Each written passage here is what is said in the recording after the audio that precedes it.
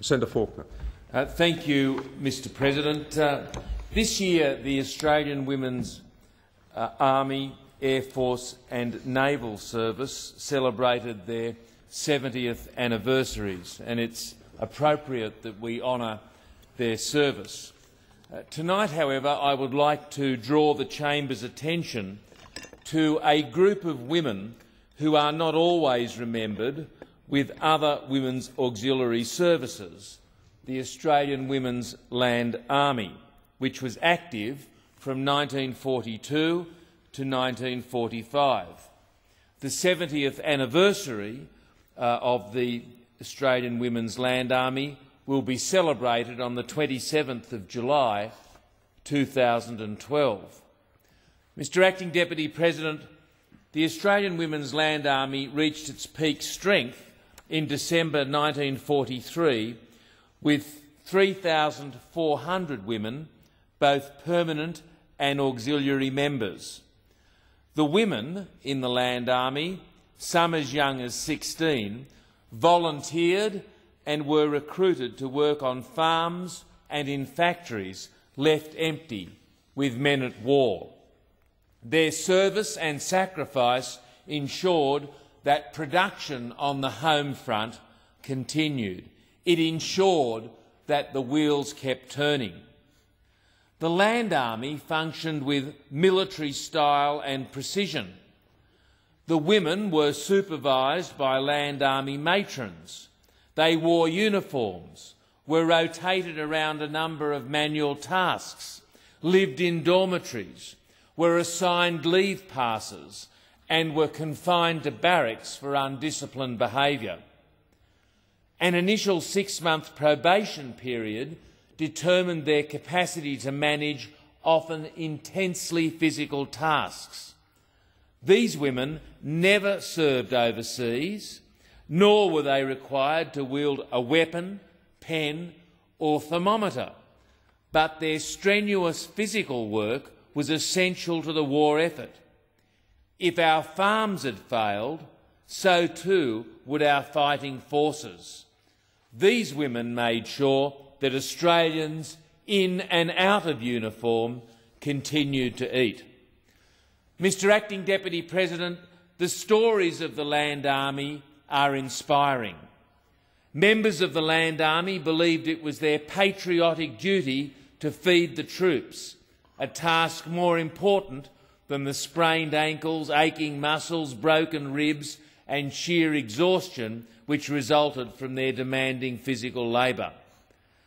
Land Army work ranged from fruit picking, vegetable growing and packing to wheat, sheep and dairy farming. The women, primarily from cities and towns, were never warned about snakes, dust storms, locusts and leeches. They endured hardships they never imagined for the sake of doing their bit for their country and its troops overseas. The women's stories detail wonderful camaraderie, strength, determination and, to be fair, fun. In 1942, Prime Minister John Curtin recommended that the Land Army be recognised as the Fourth Service.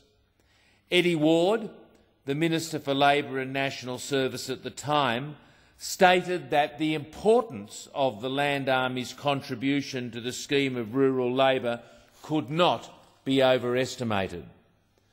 To ensure the success of the program, Ward recommended that the Land Army be accorded the same status, conditions and privileges as those experienced by other women's services. The War Cabinet gave its approval in 1943, but unfortunately the Land Army was not formally constituted under the National Security Regulations until 1945 and was never validated by Parliament. Mr Acting Deputy President, during the war, Land Army women received lower wages, fewer concessions and less medical benefits than the other women's services. Land Army women were also refused entry into many service clubs and hostels. The end of the war brought demobilisation and the abandonment of the service recognition recommendation for Land Army women. In the years following the war, members of the Land Army campaigned long and hard for specific recognition of their efforts. To date, their struggles have gained, in 1985, the opportunity to march on Anzac Day. In 1991, the opportunity to join the RSL and access to the Civilian Service Medal.